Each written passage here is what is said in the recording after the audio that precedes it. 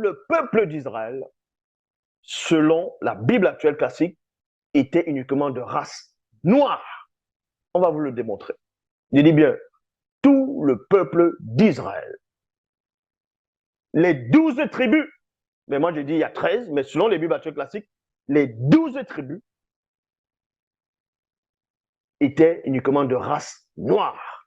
Il y a les versions qui parlent de ça. On va voir ici.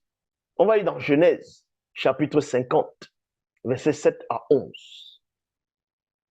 Dans Genèse 50, versets 7 à 11, c'est un moment où Jacob était déjà mort. Donc, on va devoir faire des cérémonies pour enterrer Jacob. Jacob lui-même qui était noir. Donc, dans Genèse chapitre 50, versets 7 à 11, il est dit ici, Joseph monta, virgule, pour enterrer son père, et à point. Avec lui montèrent tous les serviteurs de Pharaon, virgule, anciens de sa maison, tous les anciens du pays d'Égypte, il y a virgule ici, toute la maison de Joseph, ses frères et la maison de son père. C'est-à-dire tous les frères de Joseph étaient là, y compris ceux de la maison de son père. Parce que Jacob avait un frère. Les frères de Jacob, le frère de Jacob a eu une descendance. C'était tous des Noirs aussi. Donc, on vous dit ici, et la maison de son père. On ne laissa dans le pays de Goshen que les enfants, virgule, les brebis et les bœufs. Et les bœufs. Il y en avait encore avec Joseph des chars et des cavaliers, en sorte que le cortège était très nombreux. Parvenu jusqu'à l'aire du buisson, situé au bord du Jourdain, ils célébrèrent de grandes et solennelles funérailles. Et Joseph ordonna, en honneur de son père, un deuil de 7 jours. Remarquez que après Joseph, selon les Bibles actuelles classiques, il y a eu esclavage en Égypte. Je dis bien selon les Bibles actuelles classiques. Et ça, j'ai démontré que c'est une aberration. Il y avait eu l'esclavage et le nouveau pharaon qui n'avait point connu Joseph a demandé de mettre les enfants les Hébreux en esclavage. De mettre les Hébreux en esclavage parce que c'était des étrangers. Et on sait que même à cette époque, selon les Bibles actuelles, les Égyptiens étaient des Noirs. Et non, c'est ce qu'on voit maintenant, le sang mêlé maintenant. Non. Les Égyptiens antiques étaient uniquement de race noire, même dans les Bibles actuelles classiques. Et ça, on va le démontrer. C'était des Noirs. La preuve, on voit bien qui est l'Égypte. Le fils de... C'est Cham qui va coucher l'Égypte. Donc, il va d'abord avoir son premier fils qui couche dans l'Éthiopie. Jérémie 13, 23, on vous montre que l'Éthiopien couche était un Noir. Et son frère qui le suit direct, c'est Mithraïm qui est l'Égypte. Donc, ça ne peut pas être un blond. C'est aussi un Noir dont l'Égypte est noire. Ponte et Canaan sont des Noirs.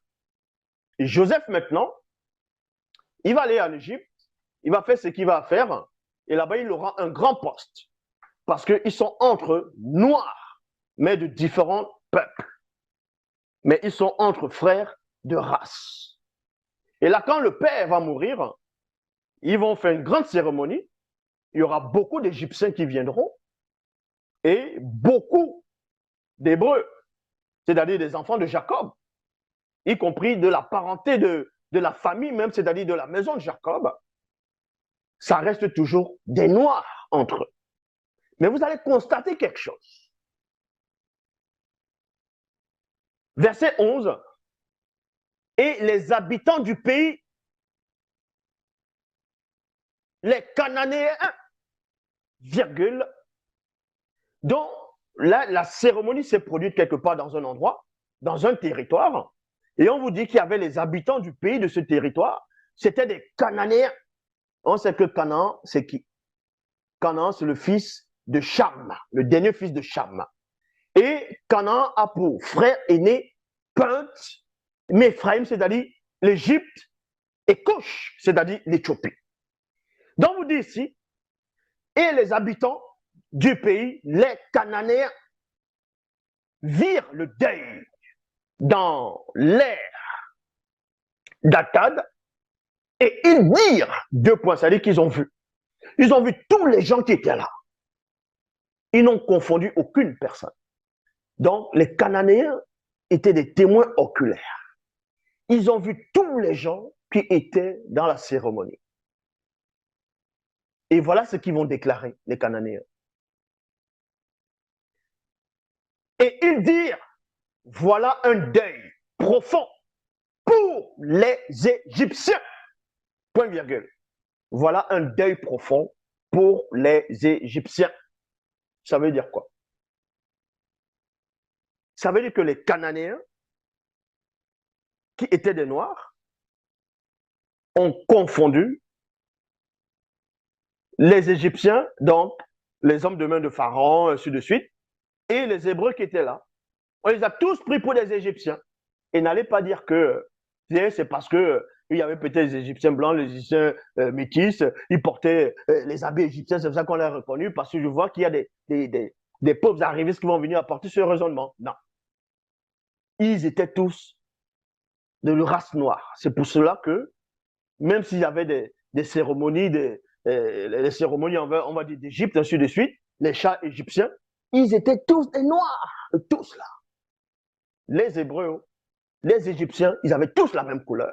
C'est pour ça que les frères de race dans les Cananéens ont dit, mais en gros, ça c'est un deuil plutôt des Égyptiens. Et pourtant, c'était le deuil des Hébreux. Est-ce que c'est un Égyptien qui est mort? Non, c'est un Hébreu qui est mort. Selon la Bible classique, bon, on va dire Hébreu, oui, c'est Jacob qui est mort. C'est Jacob qui est mort. Jacob n'était pas égyptien. On n'a pas dit qu'on a de la nationalité égyptienne.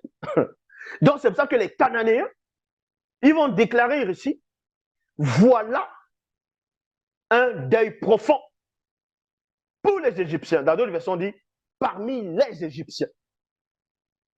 Et les Hébreux étaient là, en grand nombre. Donc, ils les a tous confondus.